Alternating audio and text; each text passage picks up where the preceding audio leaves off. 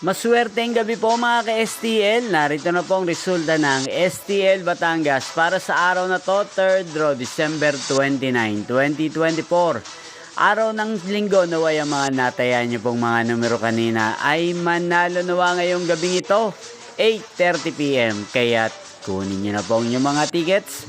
Narito na po ang resulta. Ang mga numerong nanalo sa STL Batangas ngayong gabing ito, December 29, 2024, 8:30 PM. Third draw result, 34 at 2 in exact order. Sa lahat po ng tumaya kanina sa STL Batangas para sa third draw ng 34 at 2, congrats po sa inyo. Panalo po kayo again, 34 at 2. At ngayong gabing ito sa STL Batangas, atin pong i-shoutout si Ate Lisel.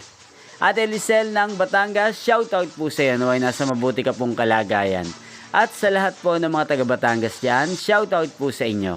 Inyo pong napanood ang resulta ng STL Batangas sa channel na to, Roderick Hernandez TV. Magkita-kita pong muli tayo bukas ng alas 12 ng tanghali dito po sa channel na to.